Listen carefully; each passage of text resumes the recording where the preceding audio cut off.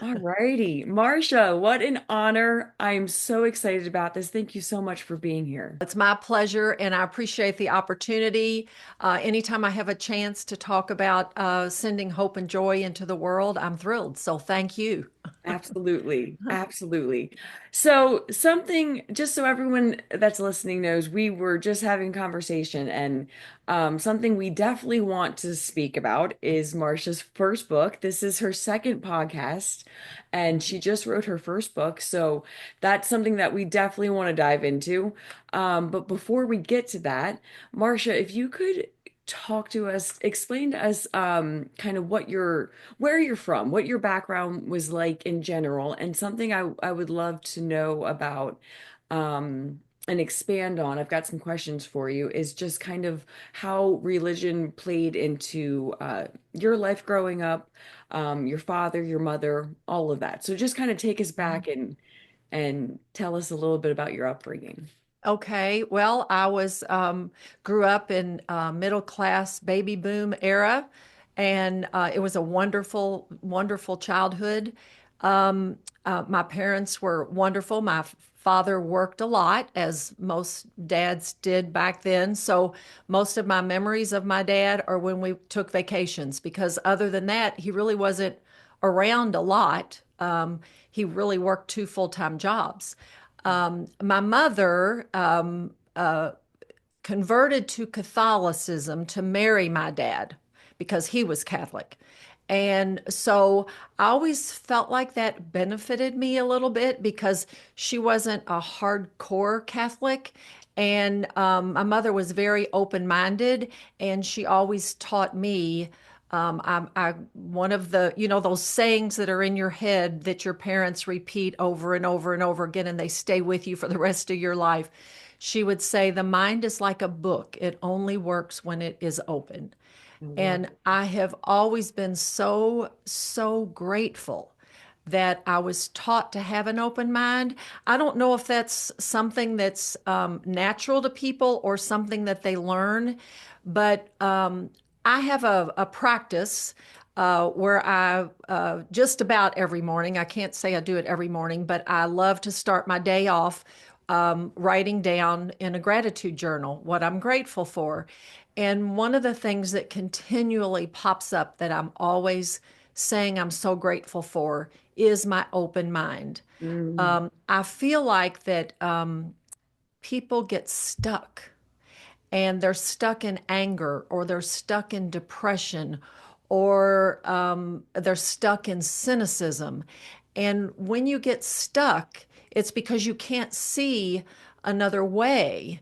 And you have to open your mind in order to see another way. You make it clear that you are not anti-religion, but Correct. something you have noticed is how it has been hijacked. Yes, absolutely. When I started my spiritual searching, before that, I was in my Catholic bubble, and that's all that I knew. And that wasn't a bad place to be. It wasn't a horrible place to be. But when I became frustrated with life, when you know, my children were all four teenagers at one time, and I was in this cynical, pessimistic place thinking about what I thought the world was becoming. And I was so focused on that. And because I was so terrified for them going out into the world and what they were going out into. So I was trying my best to keep that under control, and it was just causing so much anxiety. Mm. And because I thought, okay, there's got to be some answers out there, there's got to be a better way for me to encourage them and send them out into the world. And I was just by the grace of God introduced to certain books, different books that I read. Conversations with God was one of them, by Neil Donald Walsh. That was very, very empowering, and just so amazing. And Eckhart Tolle, Carolyn Mace, a lot of the Marianne Williamson, a lot of these spiritual thinkers and teachers that when I was introduced to all this new information, that just really um, caught my attention and made me want to learn more and hear more and see more. And then Father Richard Rohr is also a huge, huge influence in my life. And of course, he is Catholic. Um, but I guess he's kind of the one that has pointed out a lot of what I wouldn't say that religion is wrong about, but what religion has missed. Religion has been so focused on them being the right way and that this is the only way. And it's just crazy that man's mind has taken what Jesus was trying to teach and turned it to that. And there's so much out there right now following that exact example. Like Marianne Williamson has just published a book titled The Mystic Jesus, and she's Jewish. Yes. And so, to see Jesus in this mystical way. And then Father Richard Rohr published a book, The Universal Christ. Um, uh, and I believe Matthew Fox, he wrote a book, The Cosmic Christ. Mhm. So all of these books are telling us this message that there is a Jesus consciousness within all of us. And if you're Buddhist, you may see it as the Buddha consciousness or the Mohammed consciousness, whatever the case may be. But it's this consciousness within us that is, we're all inherently good and that we're all together and we're all one. And so religion kind of divided that up. You're this way and you're this way, and we believe this and we believe that. But the Christ consciousness that is within us all wants to be connected, wants us all, is all together. Richard Rohr, Uh-huh. he refers to mature religion, and I've heard you speak about that as well. Can you just kind of talk to us about what that is and just what you've taken away from that and how how you've applied it to your kind of everyday life? Well, again, religion is a place for you to celebrate or live your spirituality. So I'm not anti-religious, but because we're spiritual beings, and your religion, your church can be a place for you to enhance that and work on that and expand Absolutely. it. So to me, mature religion is a religion that recognizes that Christ consciousness that is within us and works to help people to bring that out. Because, being human is hard. Yes. um, that ego is always trying to remain dominant. And the Christ consciousness is our soul that we inherently really, really want to be, but we're fighting with our ego all the time. Mm. And the ego is trying to take over, and the Christ consciousness is subtly wanting to come forth and come out. So a mature religion would be a religion. I would see a mature religion being a religion that helps you to live out your Christ consciousness and embody Christ. Not Christ doesn't need to be something we believe in. It's something we embody and we try to become like. Let's actually go into your book. The story of the two wolves is kind of seen throughout that plays Hmm. throughout the book. Uh-huh. And some of the big takeaways from the book are our thoughts create a reality. Hmm. There's only fear and love. Hmm. And if you don't transform your pain, you'll end up transmitting it. Right, right. So to before we go into those three things, I think if I have you read the story of the two wolves, this will kind of put what you were just speaking about really into perspective. There's the old saying that um, when the student is ready, the teacher will appear. So you may hear this at one point and, it's a fine little story. And then you may hear it another point and it really resonates with you. And I don't know if I had ever heard it before, but I remember exactly that when I heard it, and it hit me so profoundly. I guess it was something that I was ready to hear. So the two wolves. An elderly Cherokee chief took his grandchildren into the forest and sat them down and said to them, "A fight is going on inside of me. It is a terrible fight between two wolves. One is the wolf of fear, hatred, anger, selfishness, self pity, and lack. The other is the wolf of love, compassion, humility, gratitude, kindness, hope, and joy." The children were very quiet and listening attentively to their grandfather. He then said, "This same fight between two wolves that is going on inside of me is going on inside of you and every other person." They thought about it for a minute, and then one child asked the chief, "Grandfather, which wolf will win?" He said quietly, "The one you feed." Love it.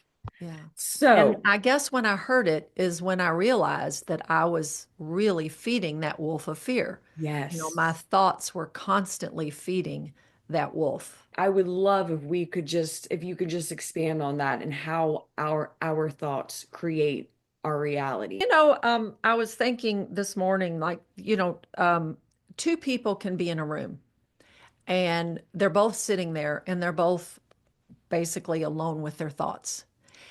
And one can be filled with joy and hope and love because that's what they're thinking. And the person sitting right next to you can be sitting there thinking about, horrible, this isn't good. They're reading the news and how horrible everything is that's going on in the world. And there are two people in the same room. So the reality of the room is just, what's the reality of the room? But where is the real reality for those two people sitting in that room? It's in your head. It's in there. It's what you're thinking about. I love this example because there are there are times when a friend or family member will be talking to me and I can see that they're getting worked up and that they're all in their head. They're right here.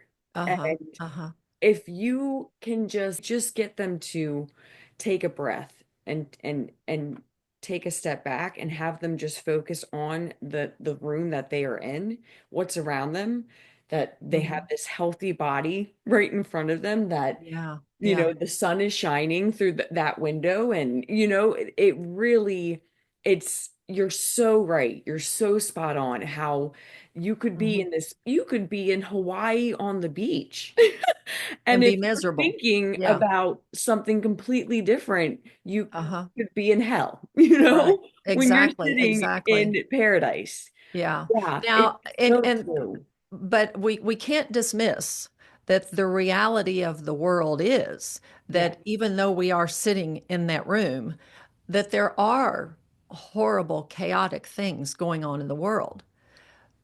But I believe we collectively create our reality as well with our thoughts because our thoughts are the energy that is going out into the world. Yes. So as more and more people, which I really do believe this is happening, as more and more people are really awakening to the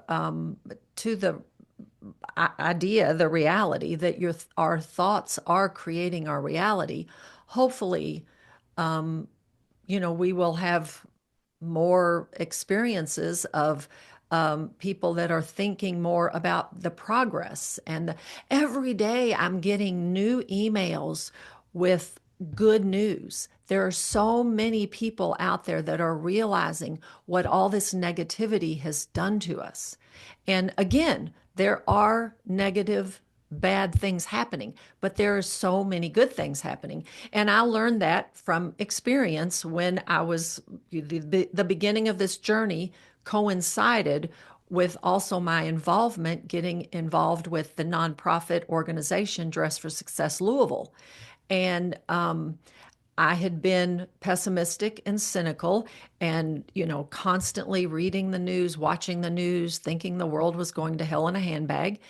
And then I got involved with this organization, and it opened my eyes to a whole new world of people out there working so hard and making progress, not just working, but making progress in improving people's lives, and doing it in such heartfelt ways, so much goodness. Running a nonprofit is a lot of work, and Yes. it takes a lot of volunteers. The board members were all completely volunteer. The whole organization was completely volunteer, and Wow. people were coming forth, giving their time. People were showing up to help out, give money, donate clothes. All these people are coming out, and it's there. That was when I realized that um, this was totally different from that world that I was seeing and wallowing in. This was a completely different world. And once I got exposed to this and started focusing on it, and I just started seeing more and more and more and more of it. So that's when I realized that there is a lot of progress, there is a lot of success, there is a lot of good people out there, but we weren't hearing about it. But like I said, I wake up every morning and in my emails now on LinkedIn, and I'm hearing about more and more people that are starting publications that are reporting positive news and progress that's being made in the world. And there's a Yes. lot of it. Yeah. Yeah, yeah. Agreed. Can I have you expand a little bit more on the reality that there's only fear and love? Well, like I said, once I started to read all these different authors and teachers, that same message just kept coming in over and over and over again. And to the point where it's like, okay, you just can't deny this anymore. Mhm. I think it's very difficult for some people to see that, but if you're in a place of awareness, and somebody reacts in a certain way towards you or to you, and you start to dissect that, you can really get to the get to the place where you can understand that that's really fear. Yeah. It's not anger, it's not prejudice, it's not lack. It's all just about they're coming from a place of fear. And Yes. once that programming gets in your mind, it takes consciousness and awareness to be able to undo it or to manage it. Yeah. Yes. And Yeah. here's another beautiful, beautiful thought that are you familiar with Dr. Wayne Dyer? Yes. Yeah. Well, he had a very abusive father.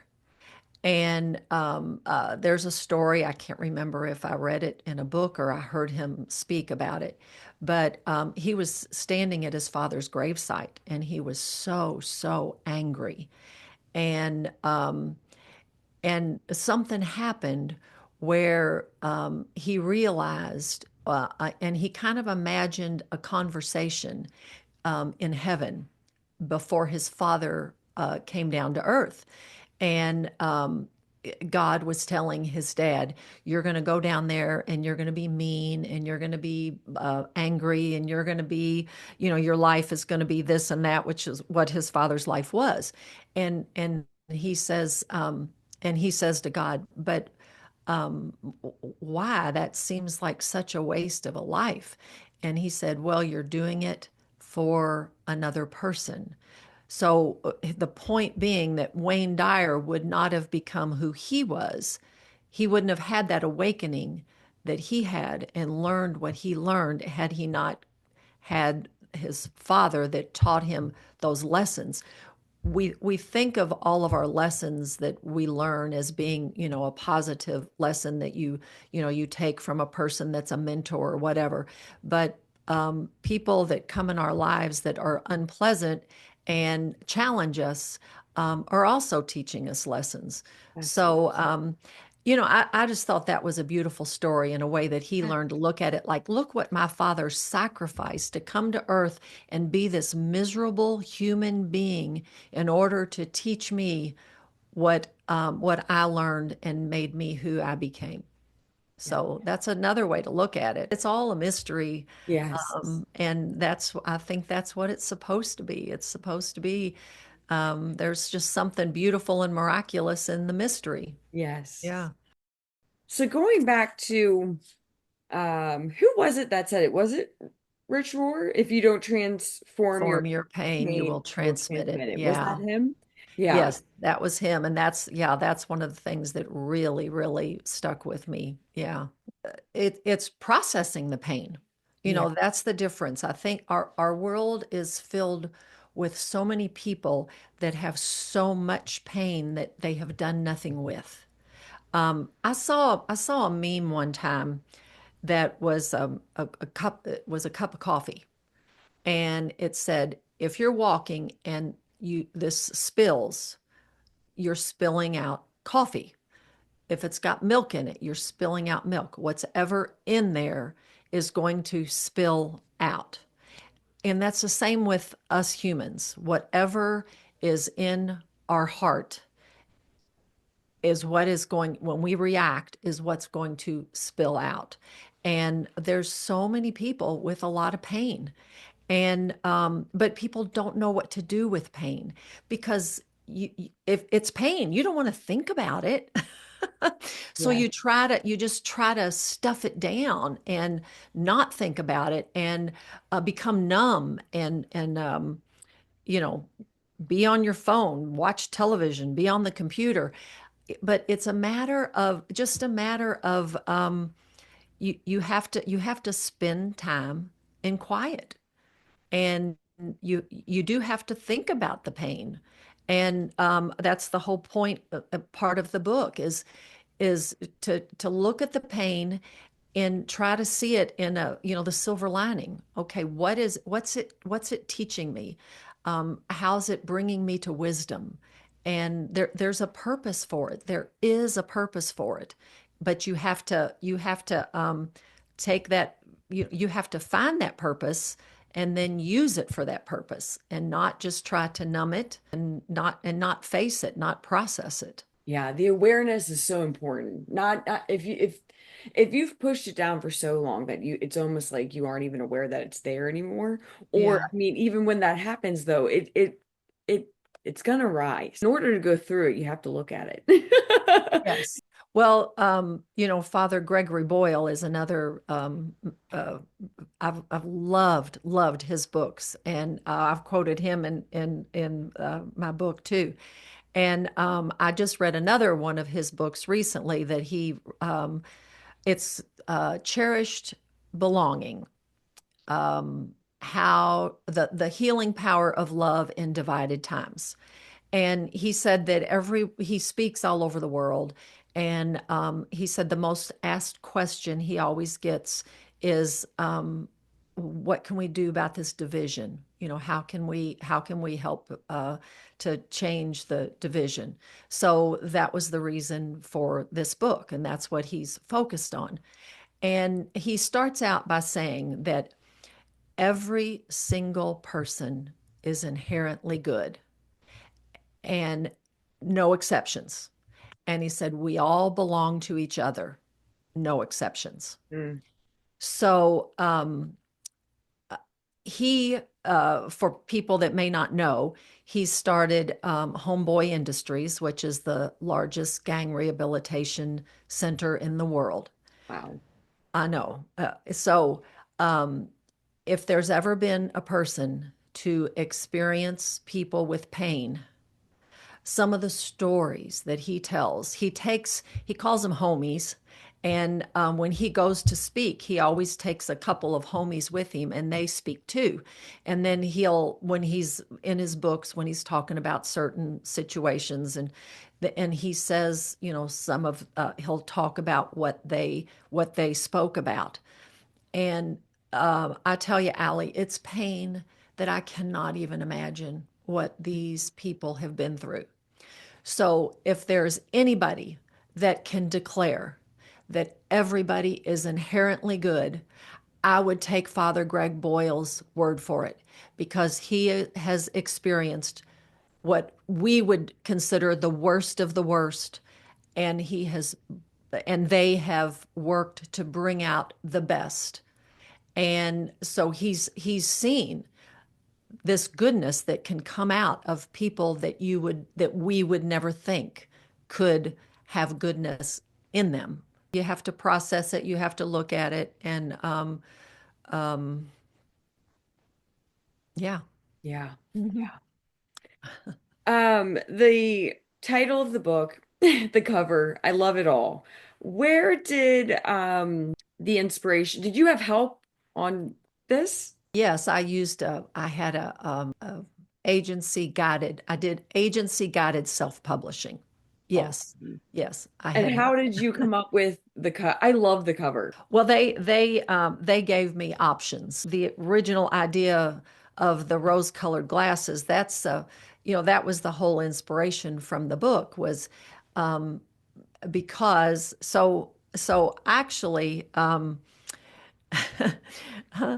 my husband and I one day were in a discussion and he claimed to me, he said, "Oh, you always see things through rose-colored glasses."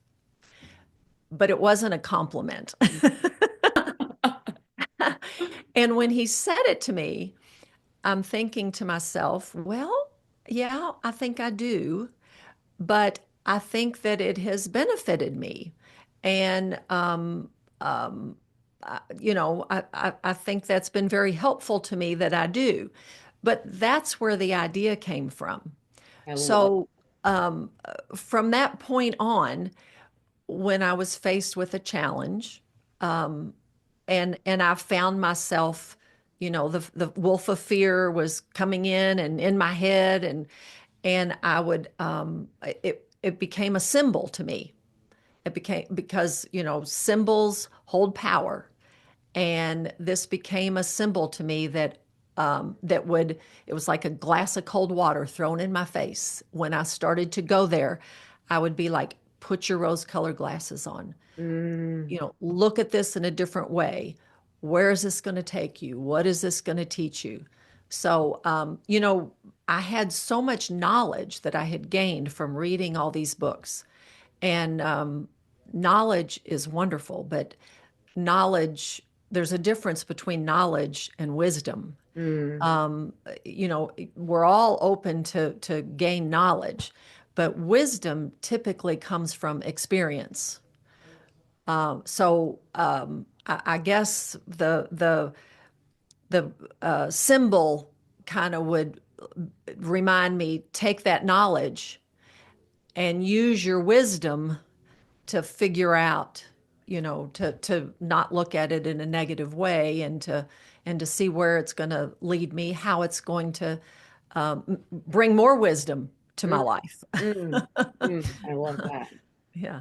The flip side to every coin, right? Yes. Something I ask all guests is what's one of your favorite moments or memories from this life? Oh, wow. I have a lot. I bet you do. There can be more than one. I have witnessed the birth of 5 of my grandchildren. I got Wow. to be in the room and Oh, experience that. Now, mind you, I gave birth to all 4 of my own, yes. Wow. but be an observer Mm, was just amazing. Talk about miraculous. I yeah. mean, just just absolutely amazing. Yes. Um, and then, so many of my other like favorite memories are really just simple ones Yeah. where you might be in a place surrounded by my chaotic family, and I Yes. stop and take it in, Yes. that kind of thing. I love that. And then I've also been blessed to have experienced some wonderful trips, Yeah. and again, just when you're at a beautiful, special place to stop Yes. and take that in and think, "Wow, I'm here and this is amazing," and it's just every moment can be a special moment when you realize the sacredness that's in each moment. Boo Boo introduced me to Matthew Fox. I didn't know about Matthew Fox, and he interviewed him a few months back, and ever since then, so he's an ex priest, and I've been listening to a lot of his podcast, and I can't get enough of him now. And I was just listening to something yesterday, and he was talking about that he's on a mission to just to bring us back to creation, to realize the nature and what we're missing in this modern world. And he said he had a dream one night, and uh, somebody appeared to him in the dream and said to him, "The only thing that is wrong with humanity right now is they have forgotten what is sacred." Mm, Which is really everything. Everything is sacred, and that's what we're missing right now, or can what we can miss with the way that modern life has become. yeah. So, and then another thing he said, uh, and he said, and that somebody else said, but I can't remember who that other person was, that when we miss the awe, the world becomes a marketplace. And we are here to create our reality, create the world that we live in. We're all creative beings.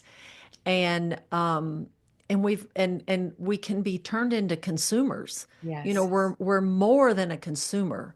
We're here to create and to create, help to create the world and the beauty that surrounds us, and to not miss it. Yeah. Yeah. Absolutely. We are highly distracted. Yeah. Yeah.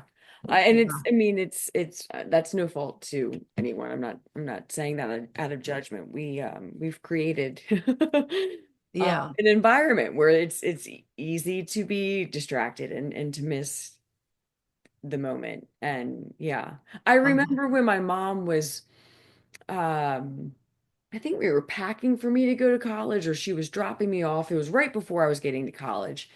And she said to me, Allie, the next 4 years are going to be the best years of your life. Hmm. And honestly, she's probably said that about a million other things, since then. But I Mhm. remember really, I don't know what it was about that conversation, but it really just it stuck with me. And all throughout college, I I was very good, and it came very naturally because of this conversation, but I was very good about, if I was just walking to class, on campus, about Mhm. stopping and just kind of absorbing everything and Yeah, watching yeah, what was happening, and you know what I mean? uh-huh. And it does create, you can easily be in this moment of just awe, even just something, any moment of any day, if you just stop and like just look around at what's going on, the simplest things are Yes, miraculous. yes, You know absolutely, what I mean? absolute. The Yeah, fact yeah, that you and I can even speak to each other the way that we are, yeah, space apart, I mean, the whole this yeah, every moment is Uh-huh. beautiful, Yeah. overwhelmingly beautiful, you know? Yeah, Yeah. the springtime. I mean, Yes. you wake up in the morning and all of a sudden there's all these buds on the tree. Like, Yes. where did Where that did that come come from? from? Yes. And then the next morning it's a flower. Yes. And then the flowers blow off and then it's a leaf. And Yes. how does all this happen? Yeah. Yeah. It really is incredible. It It really is. is. It is. And it Yeah. does it without setting a timer or Yes. no prompting. I mean, it just all happens, and that is so miraculous. Yes. And Yes. witnessing the birth of a baby. I mean, Yes. there's these miracles that are Yes. just happening all over the place. Yes. Yeah. Yes. Absolutely. I usually let this kind of be an open-ended thing in terms of final words or any final thoughts or advice that you want to give. Well, I can't speak for everybody because each human is so unique and everybody's different. Um, and what works for one may not work for another. But um, for me, I'm just a practical, simple person. I'm not a scholar. I'm not a theologian, but I was inspired by these people. Um, and this is what worked for me, and it worked so well creating this symbol. And uh, I've been told by a few people that have read the book that it is an easy read. And you talk about people being so busy, and it doesn't take long to read it, and it's easy, but that it contains depth. So I guess I would encourage people to read the book. Absolutely. I'm right there with you. Ditto to that. And I hope that there would be nuggets in there that stick with you. Like these are all the things that stuck with me when I read all the spiritual teachers that I read. And when I would read something and I would feel so enlightened by it, and I wanted to share it with other people. I was like, oh, I read this. And they'd be like, yeah, yeah, yeah, yeah. And they wouldn't go out and read it. And I was like, what? This it changed my life. It could change your life, but you don't want to go out and read it. And I realized that for a lot of people, a lot of the books, they're, like you were talking about reading the Course in Miracles, it's a lot to take in, and Yeah. it takes some real focus and discipline and sitting down. And so there's just a lot of people that I guess aren't inspired by something that's going to take that much time and that much effort or whatever. So I guess I kind of thought that maybe um, with my nature of being practical and simple, that I could put these profound lessons in that type of a manuscript that maybe would speak to more people than what some of the other books might speak to. So that was kind of the purpose of it. I mean, you can't simplify spirituality, but you can, because I mean, how do you even define spirituality? Yeah. It's Yeah. just, but it makes it practical, I guess, is what Absolutely. Yes. putting it into something that you can take and put to practice Yeah. to improve your life, improve the life of those around you, and hopefully improve the world. Yeah. So, And truly, I really do recommend it to everyone. For those listening, I before we even got into the interview, I was telling Marcia that I love it because I travel often and um it's simple and practical yet profound. So it's one of those books that you can read it with a busy lifestyle or if you're out in public and you're still going to get everything from it that you would if you were, hiding in a corner in your house. It really is just it's written so well and so beautifully and I love it. I feel like it's really I could see girls in college reading this, and I can Hmm. see, like my grandmother reading this, and Well, both loving the it. the parable about the wolves. The first time I heard that, it was somebody speaking at a graduation. Wow. And yeah, I mean, what a great thing to send people out into the world with, Yes. if they're going to hear it, and it was ended with feed the right wolf. Mm, As you go out into the world, feed the right wolf. wow. So because we're co-creating Yes. this world, Yes.